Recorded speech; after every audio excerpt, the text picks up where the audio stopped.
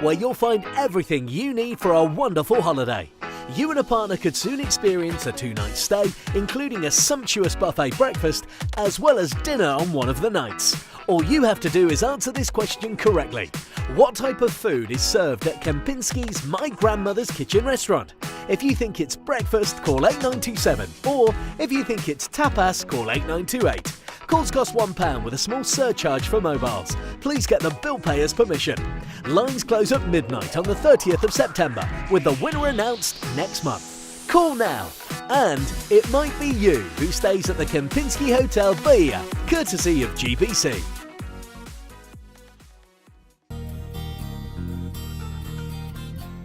Kevin Ruiz is your host for the brand new series of City Pulse, tackling all the hot topics doing the rounds here in Gibraltar.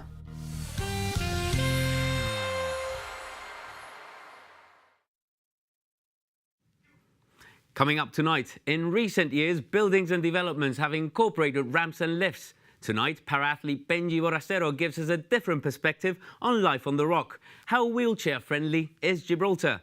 Also tonight, the government and GSD opposition at loggerheads over tourism policy and figures. What is a Gibraltar tourist experience and how well does it fare? Also coming up, we host a reunion. Two Janito characters from the past make a comeback after a very long absence. Stay with us. City Pulse starts right now.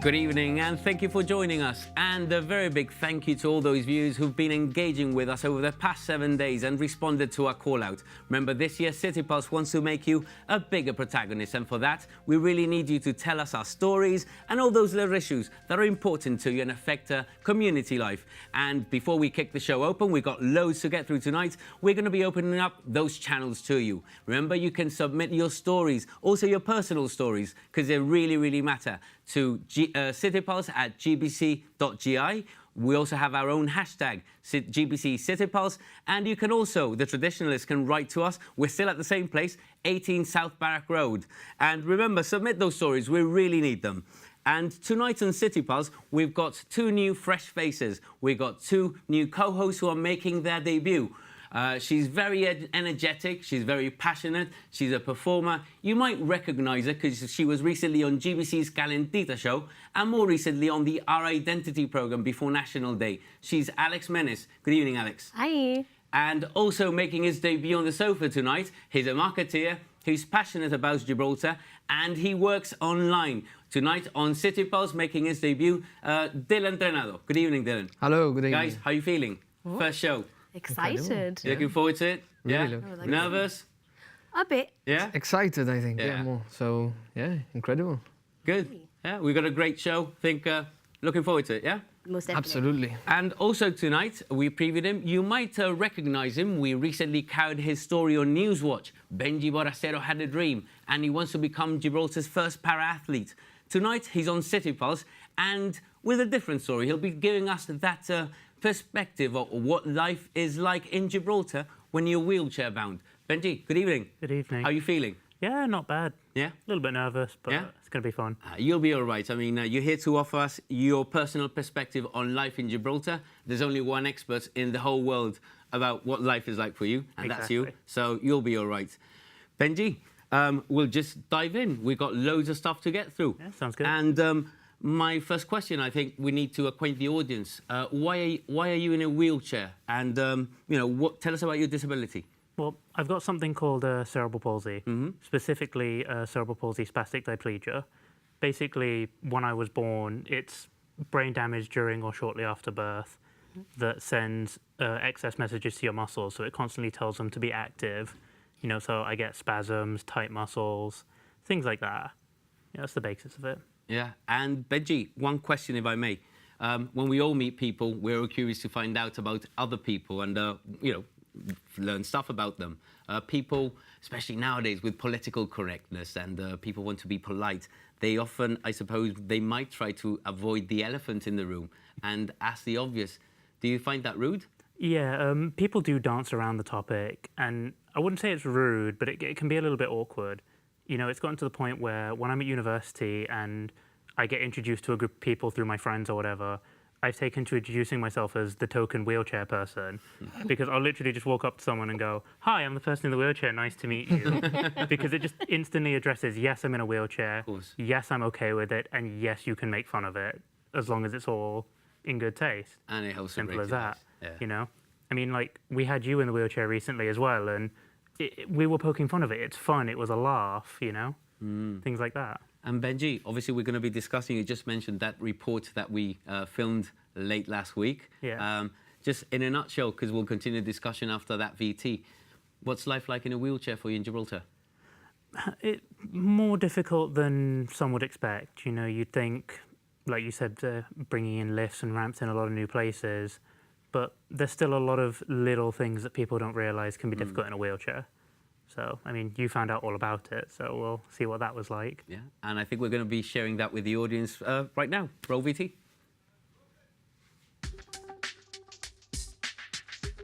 So this week we've borrowed some wheels and we're about to find out how wheelchair friendly is Gibraltar. Let's go.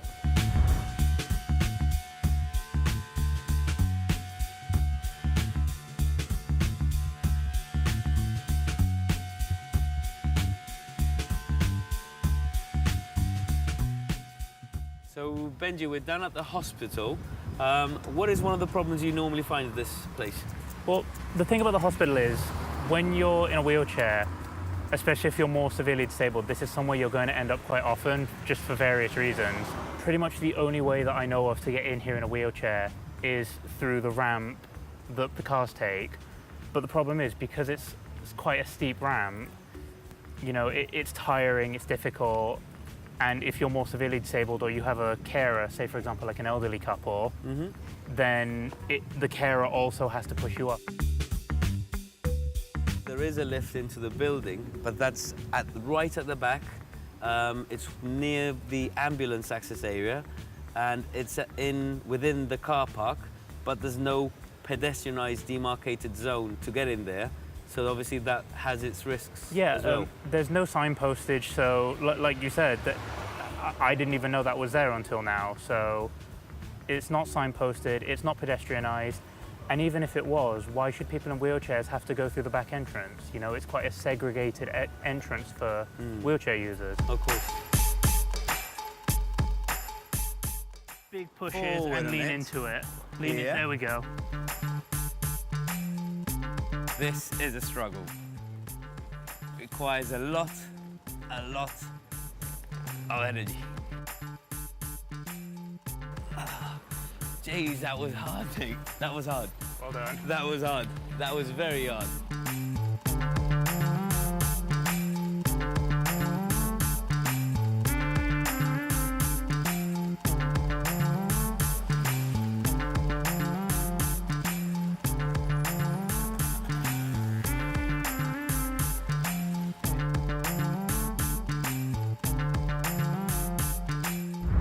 You know, now you see the thing is, if you're a tourist in a wheelchair and you stop at the coach park down there, come this way with all your friends, you get to the steps here, how do you get up to the top?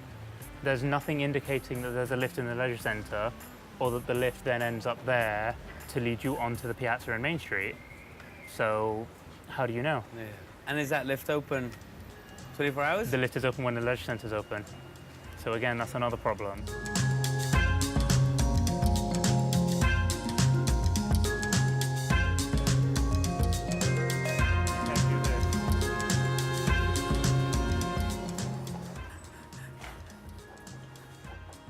Why is there a speed bump there? I don't know. So that guys like you don't speed around. I really don't know why that's there. I have no idea. You see that speed bump?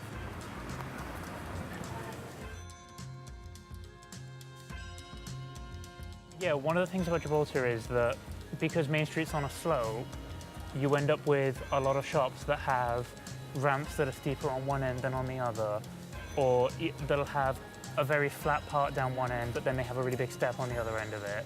So it's something Gibraltar needs to work on, is adding more ramps and less steps to Main Street. I think the problem is, the things that people think about when they think about accessibility issues are ramps and steps. Simple as that. You know, people, unless you're in a wheelchair, you won't think about the gradient of Main Street or the design of the floor, because like right now you can see that it's it's a bit of a bump every now and then. it is. You know, if one of these things comes loose, that can throw you out of a wheelchair straight away. Unless you live with a disability, that's something you're not aware of.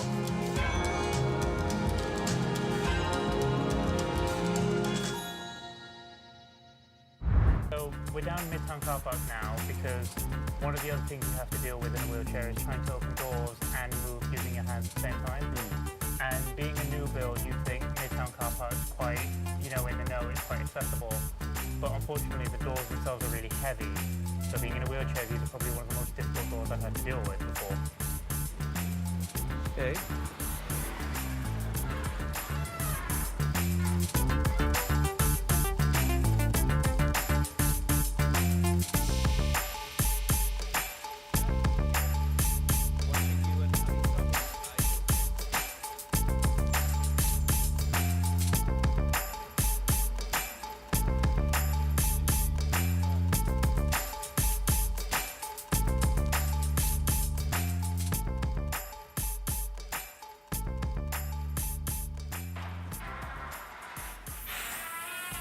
That was a struggle. That was a real struggle. Heavy door, and you have to control your chair, and then you're going off, you're veering off. That was very hard, very hard. And Benji, that was quite a day. It was. Thank you for sharing that experience with me and allowing me to tag along. I think there's quite a few issues that we highlight there in that video. Life in a wheelchair. Maybe you want to start by highlighting one of those major points. Yeah, I mean, like I said there, when we were down Midtown, there's no signage that shows you there's a lift in the Leisure Centre. You know, something as simple as just having a sign that says wheelchair access through Leisure Centre and then an arrow pointing there. And then at the top of it, Piazza, and then an arrow pointing that way. Something like that would go a long way. Yeah, of course, and you're local, you know about it, and as you rightly point out, well, the coach park is located in that area nowadays, so tourists will be arriving and they just won't know about it. And one question, does signage fail elsewhere in Gibraltar, or is it specific to that location? To be honest, being local, I don't really pay too much attention to it because I know where everything would be. But I can't think of many other places that would need it other than, you know, somewhere where there's a lift somewhere else that isn't right next to the stairs. And then again, obviously, there's a lift in the area to give a service, but it's just open during the times that the leisure centre's open. Exactly. So, I mean, thankfully, when they built Commonwealth Park, they put a lift there. But again, no sign postage telling you it's there. You go to the lift, and straight after the lift, there's a steep ramp. yeah. It's not the easiest thing to do in the world, even if it is more accessible. Benji, as well, we've seen a lot of ramps, you know, being fitted in Gibraltar, across Gibraltar. But it's not as simple as just fitting a ramp as I found out the other day. Yeah, I mean, thankfully with the new legislation and the addition to the building codes, ramps are becoming something that is frequent in Gibraltar. It's something people are having to do. But even then, there's little things like if your ramp's too steep, or if your ramp is too thin, or even then, once you get into a shop, there are some shops in Gibraltar that are so thin, my wheelchair doesn't even fit. Yeah. What do you do then? And I think we found that as well when we went to the leisure centre. We used the lift, and then as we approached the exit door, it was quite a tight squeeze.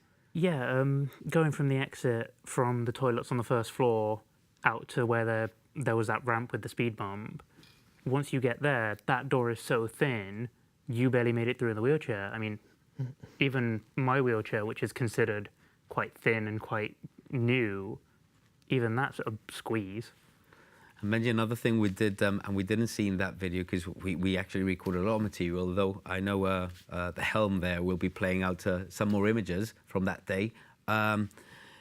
We did have the problem of surface. Not only did we have potholes and cracks where your wheels could actually fit into and could actually catapult you off, but we also had the problem of surface, cobbled surface, flat surfaces. Yeah, I remember when we hit Ocean Village, where you filmed the introduction to the video. One of the things we talked about there was cobbled surfaces are horrible for wheelchairs. Like, I mean, something a bit more nitty-gritty about wheelchairs that most people won't recognize is if you look at the front wheels of the wheelchair, some of them were quite big. Like in your wheelchair, they were probably about 4 or 5 inches wide, but my wheelchair is only about 3 inches wide. That small difference in the size of the front wheels makes a massive difference in what your chair can do on the road. So in cobble, I can barely push it. It's constantly vibrating up and down. Yeah. You know, because of the nature of my disability, it pushes my feet out. I then have to physically bring them back in, almost like a typewriter. And potholes in Gibraltar, your wheelchair could just steamroll over it all. My wheelchair was getting caught. You know, like there was that part that didn't make it into the video where I actually got my chair into a pothole, went to push it forward and showed you that my wheelchair would tip me out. You know, it's just something you got to deal with, unfortunately, but hopefully something in the future that can be fixed. Benji, one of the issues or problems, challenges that Gibraltar perhaps has is try as we might to make the necessary improvements, Gibraltar's topography is very challenging. Other than the new town, which is on flat ground, the rest of town is like a mismatch, and it's all like on hills. Yeah, unfortunately, that's something you kind of can't work around. You know, the ideal city for a wheelchair would just be perfectly flat, but that's never going to happen. But apart from having to deal with the hills, just little things like making sure the surface of the road is, you know, it's well suited. There's no potholes. There's just a nice grip surface rather than something like cobble or just older roads that still have potholes in them. Things like that. I mean, on that day, we actually journeyed to your home, to the building where you live, and we encountered a number of issues there. So, and that is the route you take every day just to go home. Yeah, the little things like to get a ramp into my flat, which thankfully is on the ground floor, that was a hassle because I had to go through, you know, I had to go through all the steps it takes to do it. And I've only recently received confirmation. And even then, until they build the ramp, I still have to deal with picking my wheelchair up and taking it up 3 stairs to get to my house, which is supposed to be on the ground floor, but 3 stairs. Yeah. You know, it's still not as suitable as it could be.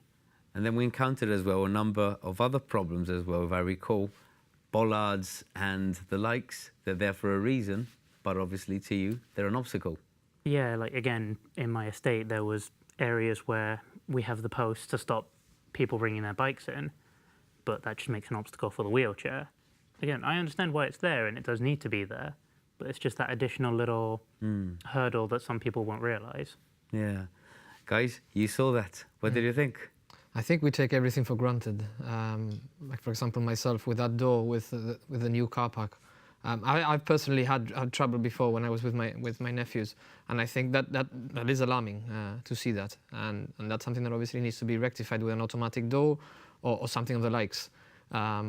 But I admire your courage, and Kevin, well done. That was We did have a laugh. absolutely. Yeah. It was quite fun watching Kev struggle through all the things that I can do quite easily. It was good. Yeah. It was good. But like you said, automatic doors and stuff. Like in my university in Worcester, every door on campus has a button that opens it for you. Absolutely. You know, the new projects in town should have that. Absolutely. You know, It's logical. it just makes sense. I mean, Yeah. Is there not somebody who works on like these developments that is supposed to look at corridors, doors and windows and entrances to buildings and doesn't maybe think twice about whether it's disabled friendly? I feel like that's something that should be happening, no? I think it's one of those things, unless you know someone in a wheelchair or you yourself are in a wheelchair, Yeah. it's not that, you know, they haven't thought about it, it's that they don't realise it. It's not You know, like, first nature. yeah, it's like you open a door in a wheelchair, you don't think, oh, how can a wheelchair open the door?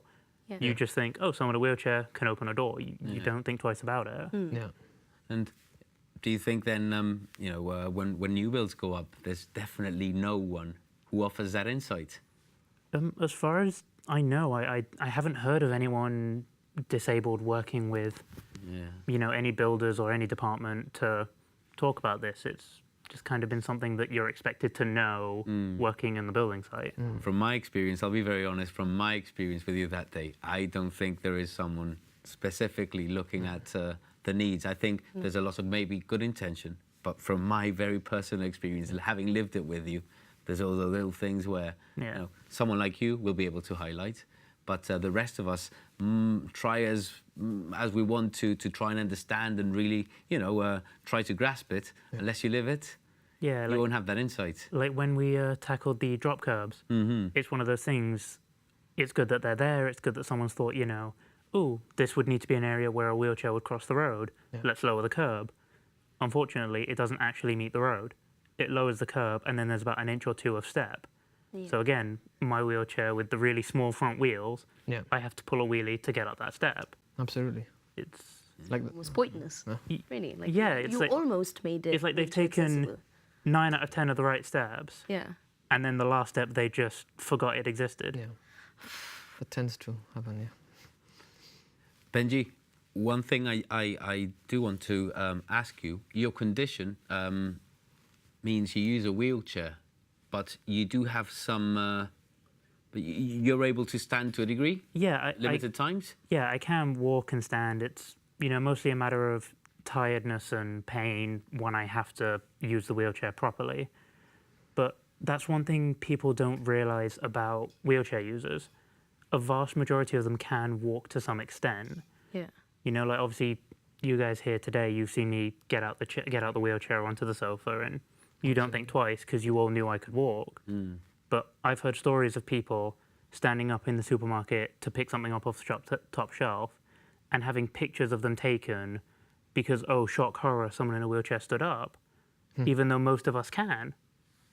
It's just this unfortunate stereotype of you're in a wheelchair, you must not be able to walk at all, and you know, other stereotypes come along with it. Yeah, absolutely. Benji, the Agnes Law, we discussed it when we met for the newsroom report. That's come in, and hopefully we'll be seeing a number of improvements roll out over the next few months or the coming years. What is the one pet peeve or the one thing that you really want addressed ASAP? From Agnes's Law, I think it covers most everything. But I'd say that the biggest pet peeve I have about being in a wheelchair is when they do large events like National Day and the fair and stuff like that. You know, a lot of the public don't quite realize how difficult it is to move a wheelchair through a group of people. You know, like I can't sidestep left and right. I'm lower than most people can see unless they're looking at me. You know, just people should be more aware that I'm in a big crowded event. There will probably be someone in a wheelchair here. Just be a little bit more aware that, you know, it might be a problem. Keep your eye out, and if you see someone, do your best to try to get out the way. Yeah. Absolutely. Benji, having given us that insight, we're going to touch upon, because you know what time is like on live television, and I don't want to finish the segment without touching base with that. You have a dream.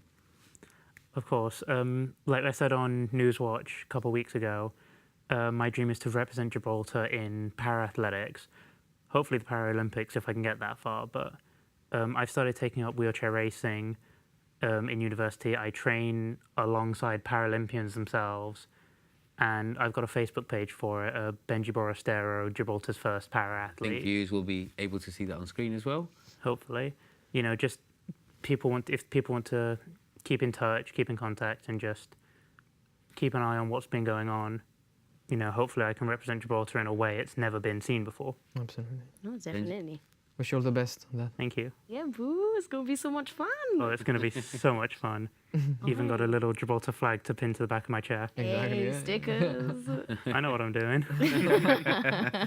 Benji, your appeal was a resounding success, and the public responded, and you met your target early on. Definitely. But the appeal is still open? Of course, yeah.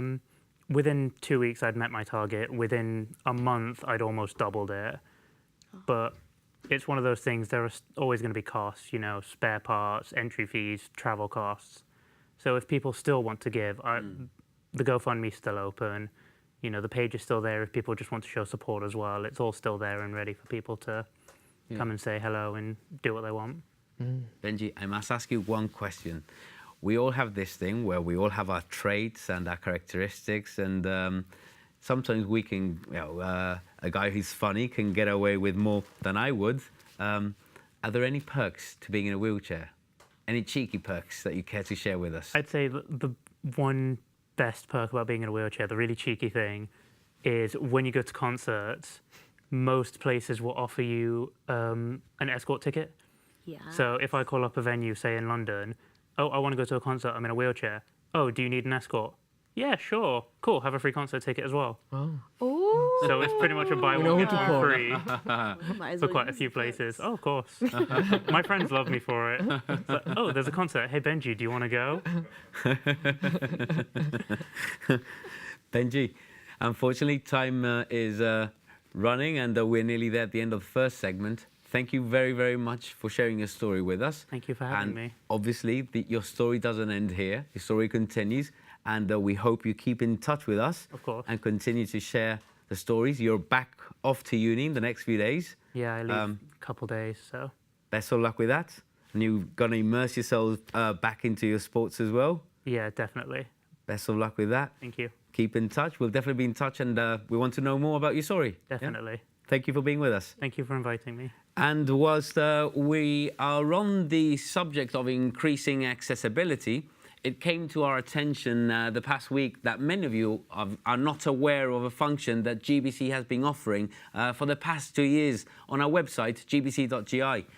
In order to make our shows more accessible to the hard of hearing, all GBC-produced shows are being subtitled. Due to the nature of live television, closed captions become available 48 hours after the show's original broadcast. And all you need to do is log on to gbc.gi, you navigate to the Watch Again library, you choose your show, and then you hit the CC, the closed caption button on the player. All our shows are available there, including our nightly news watch, and they remain online for a number of weeks. And guys, I think it's time for that game. I don't know if you watched the show last week. Yes, we did. Yeah, I admit it's a hard one. It's a hard one. It's a difficult one. I had to go and check myself. But hey, the aim is to showcase those beautiful hidden corners of Gibraltar. So it's time for a weekly game. It's Where in Gib. Oh. Oh, nope.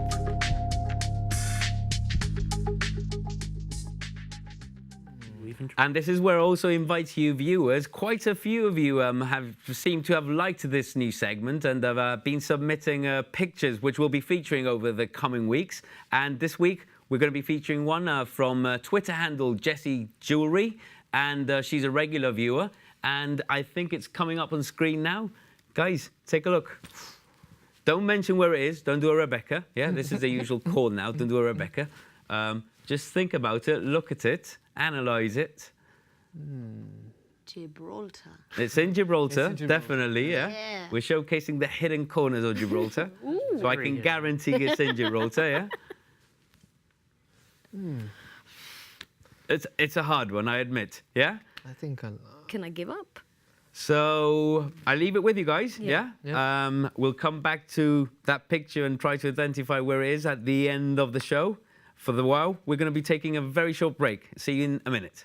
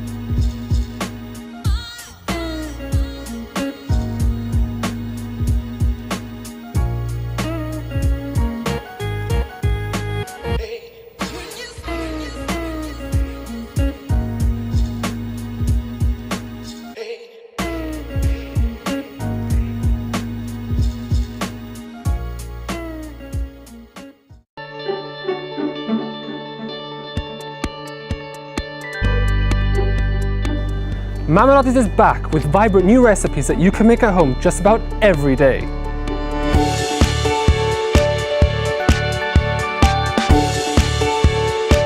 So you can join me, Justin, and a whole range of guests who bring their own flavour to Mamalotti's Everyday Kitchen, Tuesdays at 9:30 on GBC.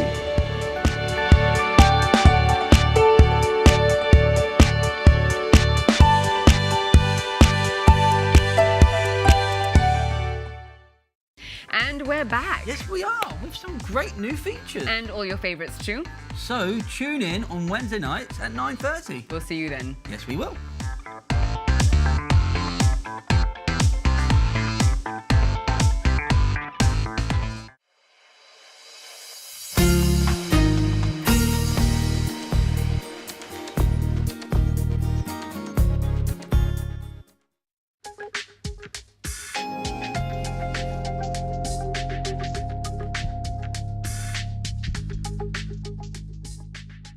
And welcome back, and thank you for sticking with us. Unfortunately, that was a very short break, so you didn't have time to make a cup of tea, perhaps. Maybe you can ask someone in the house to make you one. Now a segment which, I'll be very honest, I was very excited when we were planning the new season of City Pulse, and this idea came up, because I actually grew up listening to them on the radio, and I absolutely loved them.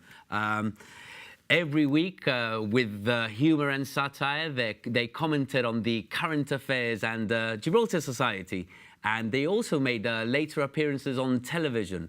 They've been away from the public eye, radio and television, for a number of years now. But they decided to come back and just for City Pulse. So I'm really excited about this. Today on City Pulse, we're introducing Nati and Yvonne.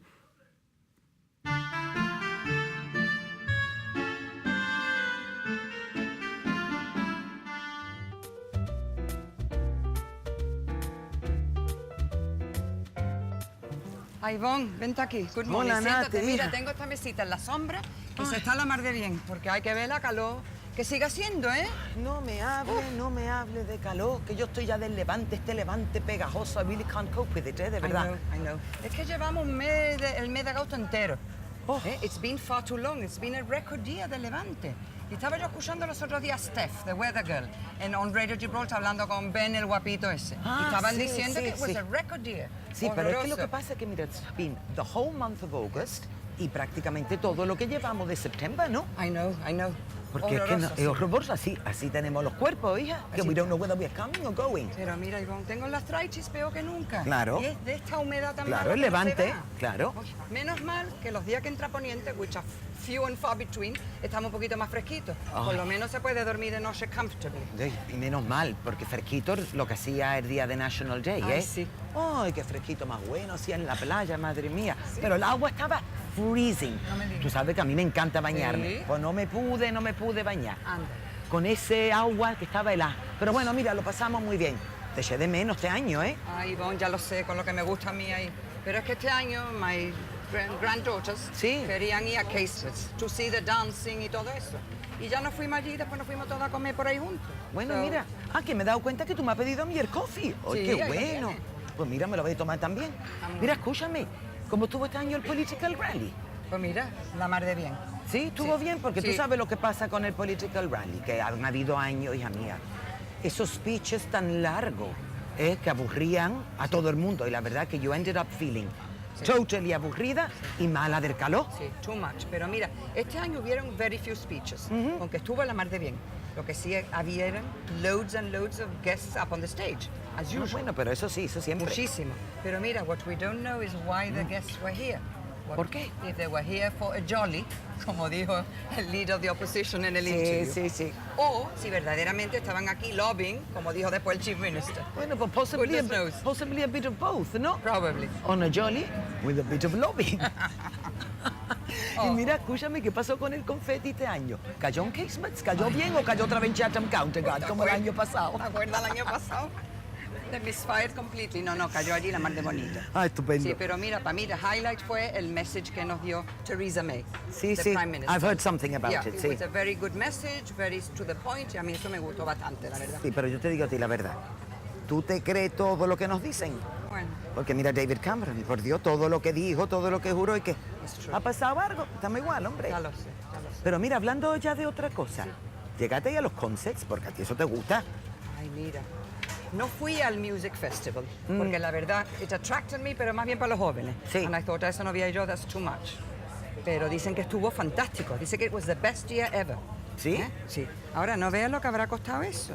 With the imagine. likes of Ricky Martin y Craig David heading. Bueno, No veas. yo no sé cuánto habrá costado en plan de Ricky Martin, porque la verdad que Ricky Martin ya es a bit ancient, ¿no? Un poquito ya pasado de moda. Un bit. Vamos. Sí.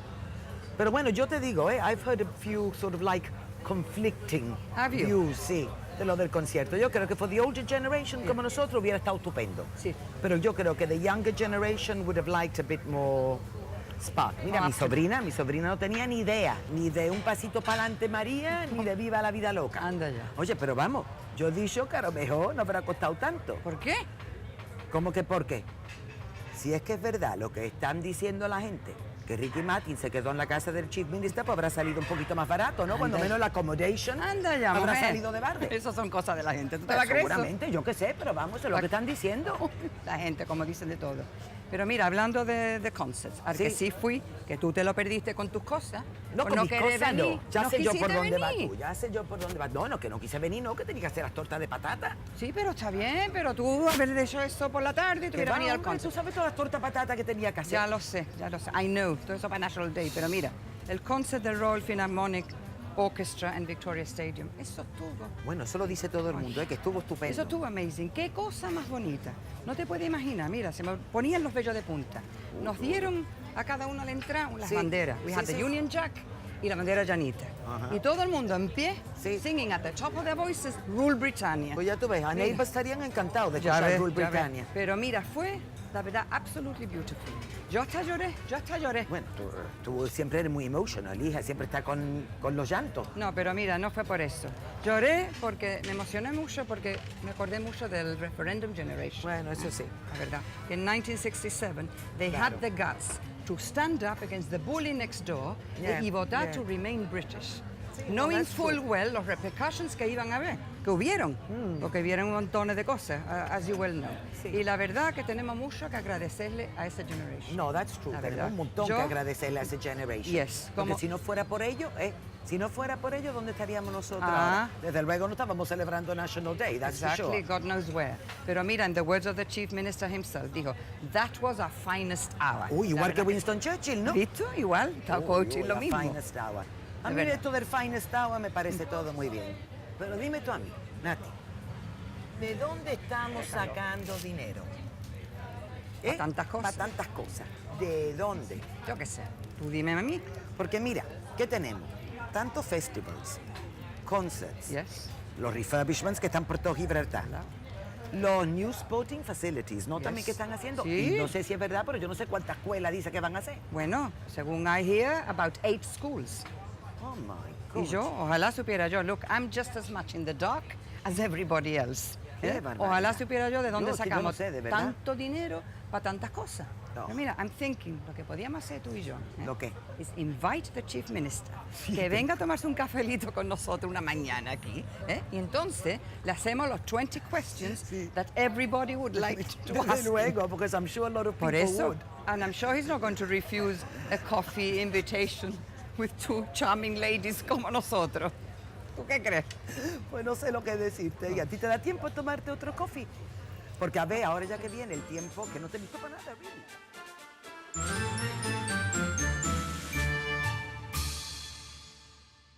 And Nati and Yvonne, they're back after a very long absence. Love them. They're awesome. And if Mr. Picardo is watching, I wouldn't be able to resist the invitation to have a sit down and a coffee with Nati and Yvonne.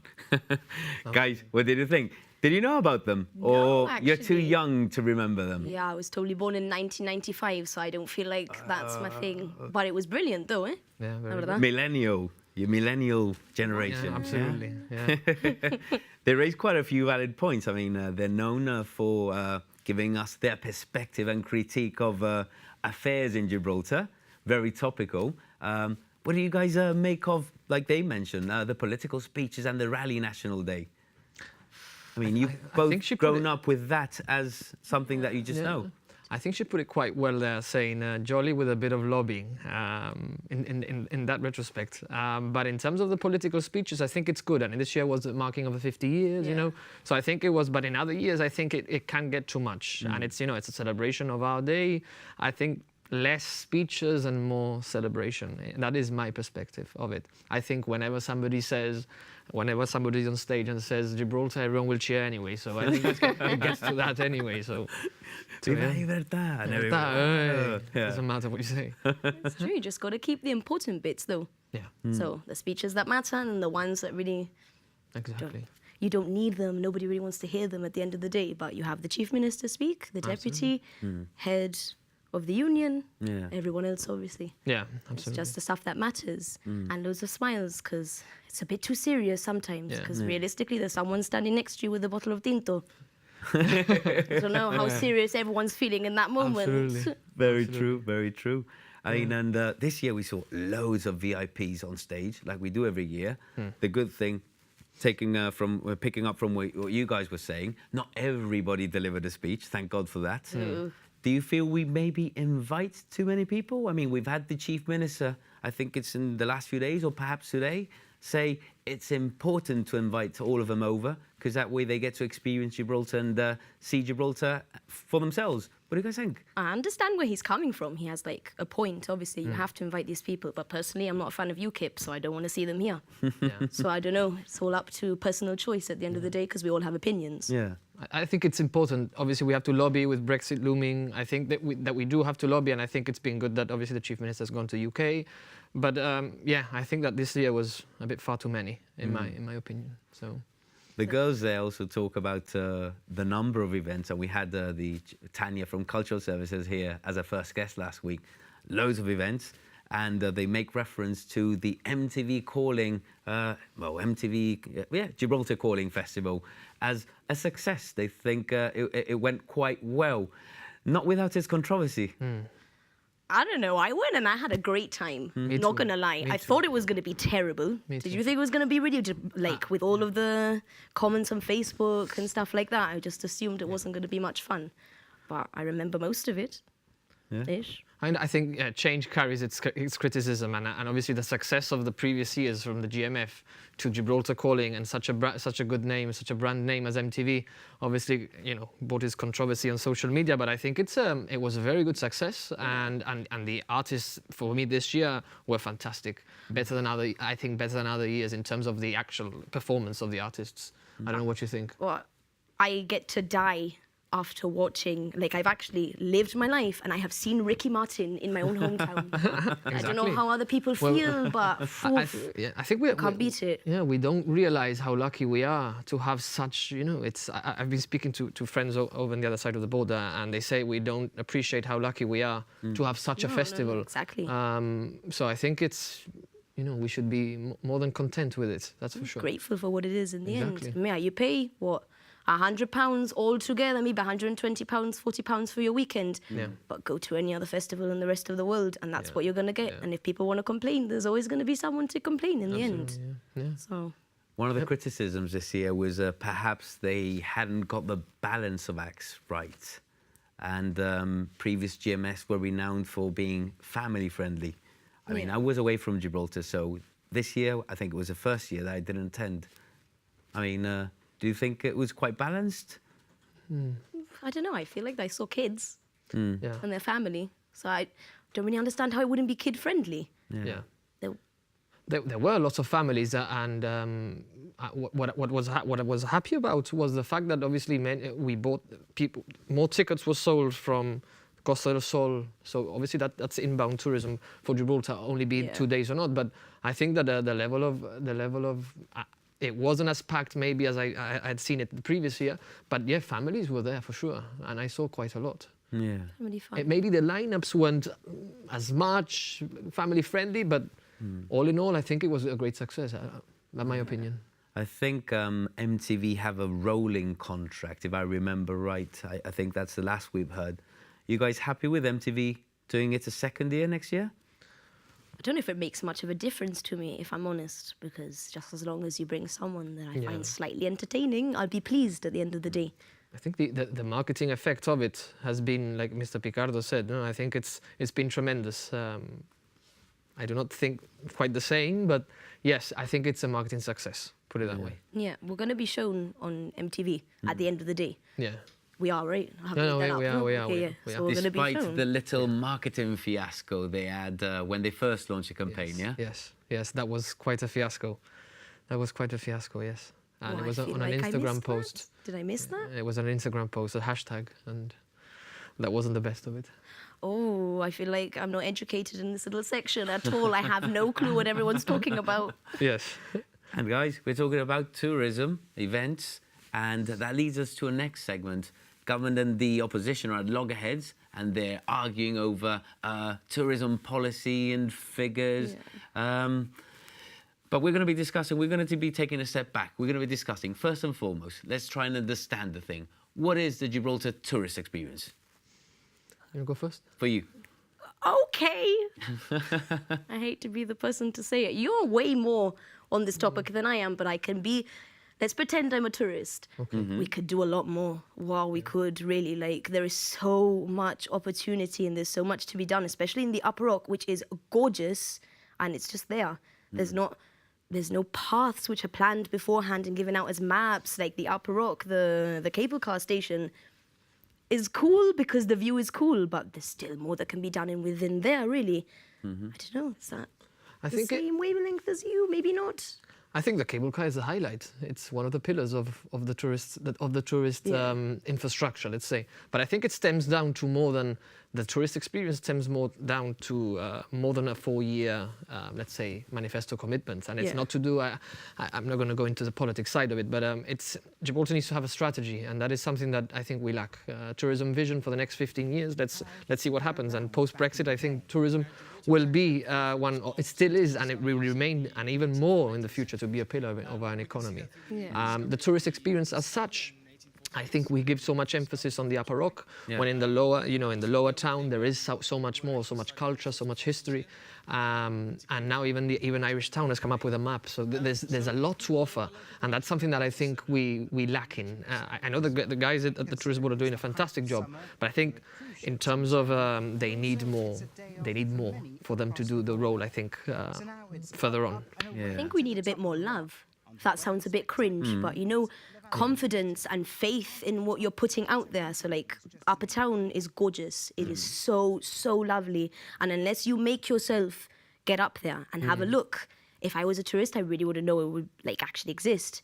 Maybe if you create paths and stuff through the area, historical paths, which aren't just organic. They're real. Someone's written it who's really into the Upper Town. Yeah. I think that there's a beautification process in the pipeline. Yeah. But with regards to the Upper Rock, I think the Upper Rock has had a few new improvements, such as the skywalk, the bridge. Yeah. So I think there has been controversy in terms of the signage, and that's something that Gibraltar lacks all over the place, I think, personally. I think Benji highlighted from his perspective. Exactly. As well. And I think, signage is very important, not just getting people there. I think there's been a notion of bums on seats approach in Gib, trying to get the quantity. Let's get the quality right first. And that's something that they are doing, but I think they're focusing more on the events-led tourism. Which brings me to the next question. You both mentioned a number of things, assets that we have, that we perhaps haven't exploited or worked with, but yet we are playing event tourism as one of our major players at the minute. Do you think we brought that in perhaps too early? Or do you think we need to have that balance of the assets that we have, and we slowly will continue to work to maximize the assets that we're perhaps not paying as much attention to, whilst we also develop event tourism? Do you think we need the balance, or should we just concentrate on the assets we have first? You'd have to have a balance, no? Because I feel like a festival is 3 days, and then there's 365 days. I could have got that wrong, sorry. There's 365 days in the year, and 3 of those is festival. Yeah. You have so it's a whole year basically for you to develop the things you have and make them popular in January and in June. The 2 months, the whole year. Absolutely. I think, you know, events-led tourism is fantastic. I think the GMF really fills up all hotels in Gibraltar for those, you know, 3-4 days that it is. But other festivals, you know, and during the year, I think it's more of a niche, maybe trying to get the apart from the Caleta chess tournament, other festivals are smaller, and we should concentrate on working on other types of tourism aspects industry, and that is the meetings, incentives, and conferences industry. That is something that brings, you know, people from abroad, a big number of groups, let's say 60, bring into Gibraltar, experiencing everything. So they use all our services. They're here for 3 or 4 days. They use it as a hub. Gibraltar, Spain, Morocco, breakfast in Morocco, lunch in Spain, dinner in Morocco. Did I say? Maybe I said first, but Gibraltar for breakfast. So, you know, it's 2 continents, 3 countries. It's not every day that you can actually do that. Do you guys think maybe that's something that we've failed to really maximize? Gibraltar, 1 location, 3 countries, 2 continents, that approach? There's a place that you can stand on the rock without even paying money. I mean, you can't take your car up if you're not local, obviously, but you can walk up there and it's 50p. You just stand there and you can see Morocco and Spain. For us, maybe, after seeing it a million times, it's not that incredible, even though it is. It's lovely. It is. But for someone who's never been here before, that is, like when people bring over their university friends, everyone just flips when they get up there. Yeah, absolutely. It's understandable because it's gorgeous, literally, and that is just there. It's just sitting there completely empty with nothing. We don't realize what we have, and that is something that I think we have to have more pride in ourselves in terms of Gibraltarians. And recently there was controversy about the streets, filth, and when you lead to the actual cruise terminal, that is filthy, and that is something that obviously the first perception of the clients, of the tourists, is that. And that is something that obviously has to be tackled some way or another, because it's the entrance to Gibraltar, be it the frontier, be it the cruise terminal. Definitely. And that's something that needs to be changed. Good point there. Perception. Perception is very important when you're marketing something. It's an image, and we need to give out a good image. Event tourism, we're trying to play on that and attract people. This weekend we had the dog show, 2-day event. It's been happening for a number of years. It's always a massive success. I was just discussing earlier in the newsroom, amazing number of dogs. I think it was 1,200 or thereabouts. Oh, how many and they've had to dogs? cap it because it's a really popular event. So we got all these people, because most of the participants are not local. So people are coming from all over Europe, Spain and all over Europe. And we had a bit of an incident on Saturday. I think, Murph, please roll the clip. We had an incident where we were alerted and all the foreign reg vehicles were clamped whilst the dog show was in progress. I did go down myself to check it out because I thought, how can that be? And in all fairness, there was signage, you know, saying no parking allowed. But a big event, an event where participants will need to come in their vehicles, they've got dogs, they've got equipment. In the past, that road, if I remember rightly, has been sealed off for a number of events. Is this the sort of thing that perhaps we failed to plan? Absolutely. I think there must have been a chaperone there, someone's leading to the opposite car park by the Cepsa. You've got a car park there. Maybe they could have, you know, hired the place out and had a chaperone. Look, this is the parking for the actual event. But those are things that obviously will get those actual tourists that own the vehicles won't come back. Because obviously that's you know, you have to pay 60, whatever it is, £80 for a clamp to come with your dog and your family. I don't know. It just puts people off in certain ways. Very appealing at all. I'm not saying it's wrong that they maybe parked there, but you know, maybe had a chaperone to the car park. But then again, you've got Sandy Bay and the way people park in there, and not everybody gets clamped. So the only reason it's done is because they're foreign vehicles at the end of the day. But that's up to opinion. So if we want to play the event tourism card, maybe we need to plan a little bit more to avoid those situations. Definitely. I think, we're not sure, we're trying to verify that. I think they did remedy the situation the next day, because there were still vehicles parked there, and I don't believe any of them were clamped. I did try to get the testimonial of one of the persons who suffered their vehicle being clamped on the day. They were not pleased. They weren't local. They were participants in the dog show. They went a bit camera shy.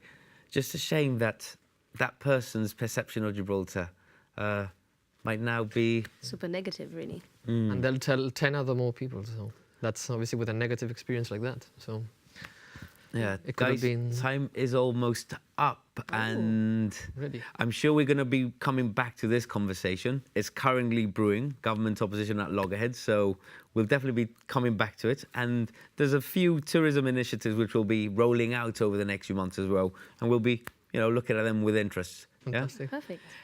And just before we leave, I told you the hour just flew by, doesn't it? It does, It does, doesn't it? realised? Yeah. It does. Guys, you've been thinking about... There's only so much you can think when you don't know. Okay. I'm not going to lie to you. I think I'm going to have a guess. Go for it. I don't know it. And we'll have that picture up. Just remind the viewer, we're trying to ascertain where in Gibraltar this is. The hidden corners of Gibraltar. That is it by? Can I say something? Yeah, you can say something. Yeah, of course. City Mill Lane. Okay. There is some few steps. I think onto the right-hand side. Okay.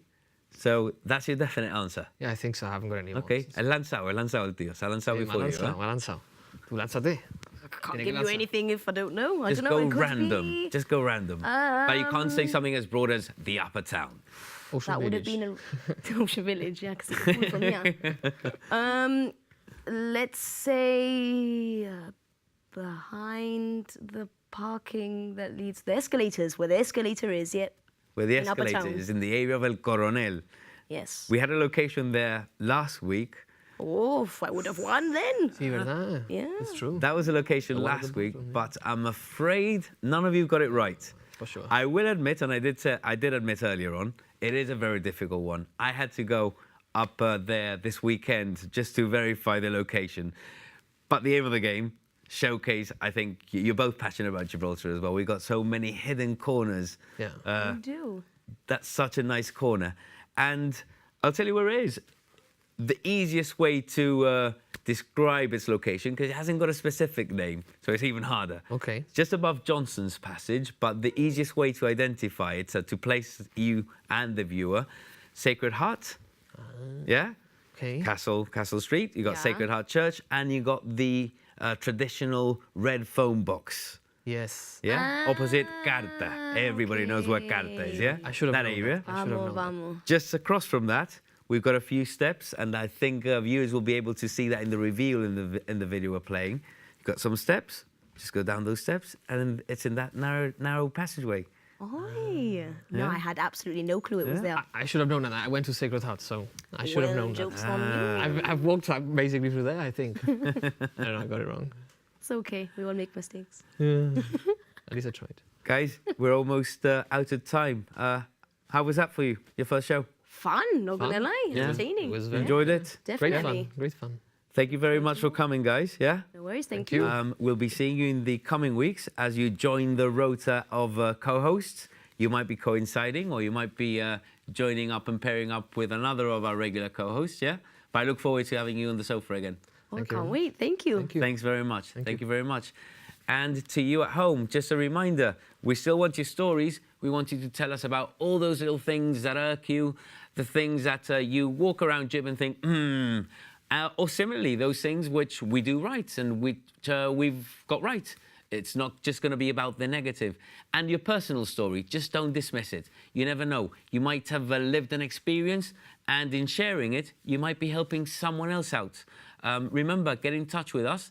You got all our details online at our website, gbc.gi. You got our email address. You got a hashtag, 18 South Barrack Road. We still haven't moved. Despite the chatter, we're still up here. You know where we are. So feel free, contact us and send in your stories.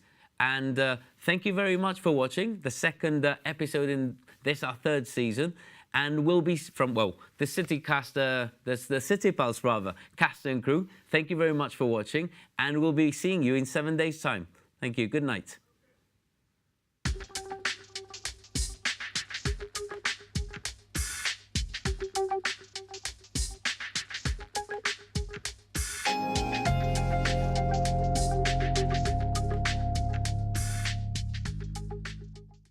You are the reason. Choose one right. Groovy red lips, swinging your hips.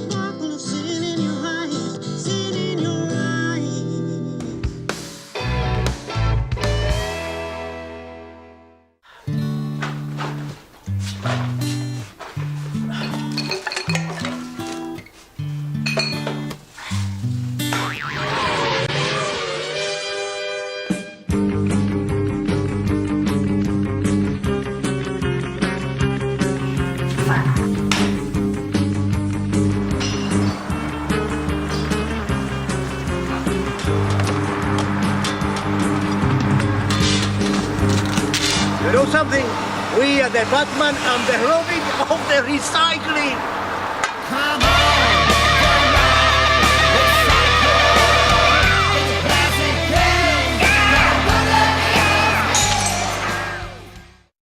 This autumn, live programs are returning to GBC. On Mondays, catch City Pulse with your new host Kevin Reith as he and his guests discuss all the hot topics doing the rounds in Gibraltar. On Wednesdays, join Kelly and Louis for The Hub, packed as ever with guest interviews, great features, and live musical performances. On Thursdays, Jonathan Scott asks the questions that matter in our weekly current affairs program that takes the news that little bit further. Viewpoint. Live programming on GBC.